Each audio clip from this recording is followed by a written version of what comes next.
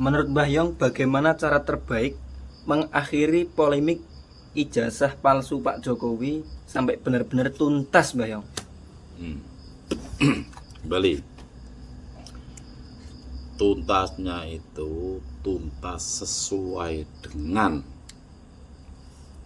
keputusan hukum, atau tuntas yang penting tidak terjadi kegaduhan lagi, atau yang bagaimana? Pokoknya yang menyelesaikan masalah, tidak berkelanjutan lagi, Mbah Yong. Entah itu sesuai prosedur hukum atau apapun. Yes, boleh semua. Yang penting udahlah, cukup sampai di sini gitu. Kalau itu menurut Bayam ya, yang paling cepat itu kan begini. Yang selama ini membuat gaduh itu kan bukan Jokowi. Si Jokowi kan diem sih.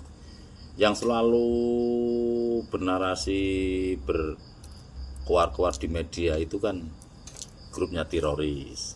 Jadi kalau menurut Bayang ya, yang tiga orangnya ini udah diem, itu selesai.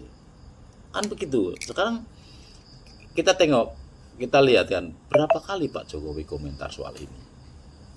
Kan paling berapa kali doa. Tapi ini grupnya teroris ini kan setiap saat, setiap hari ini yang ini ngomong ini, kok terus selalu kan dia kan mengumbar ucapan-ucapan yang benar kan di media kan hampir tiap hari.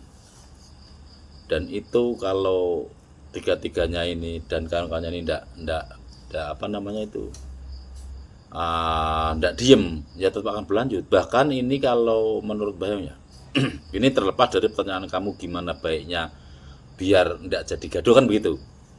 Nah itu satu contoh yang seperti itu. Nah ini kita mengandaikan kalau prosedur hukum yang dijalani sampai dengan selesai itu memang bisa jadi 5 tahun, bisa jadi. Kenapa bisa terjadi 5 tahun? Karena apa?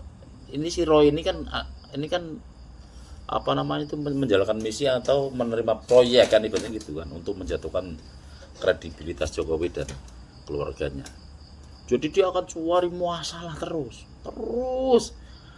Dan untuk penyelesaian hukum itu kok jangan yang panjang kan. Nanti misalnya ini pembuktian ijazah palsu, ijazah yang diduga palsu itu ternyata salah dan ijazah itu asli. Itu kan apa langsung penjara? Enggak. Nanti proses penghinaannya kan, kesalahannya buktikan dulu ini kan. Terus itu pun enggak cuma cukup 1-2 bulan. Setelah ijazah itu betul-betul asli misalkan, itu prosesnya untuk memenjarakan dia itu lama.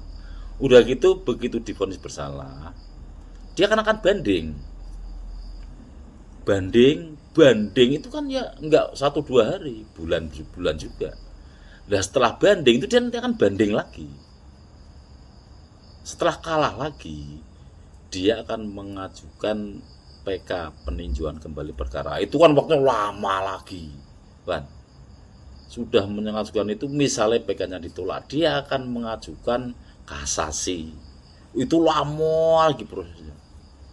Setelah pengajuan kasasi ditolak misalnya, dia akan mengajukan gerasi. Itu akan ditempuh terus. Dia memang udah seperti itu. Jadi ini memang yang kita inginkan untuk apa namanya, untuk cepat-cepat selesai itu memang susah. Kecuali yang tiga-tiganya itu langsung mingkem. Udah mingkem ya selesai.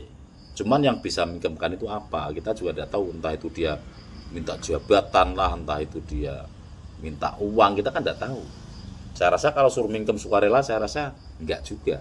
Soalnya dia akan kerja, bukan karena dia mau mencari kebenaran. Selama ini diomongkan kan enggak, omong kosong gitu. Buktinya dia apa namanya itu, ijazah itu melebar kemana, melebar sama siapa, wah sampai KPU, wah karu-karuan. Ini memang dibuat untuk seperti itu. Jadi ini sampai bertahun-tahun, ini nggak akan selesai.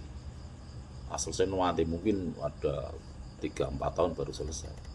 Saya begitu. Terima kasih.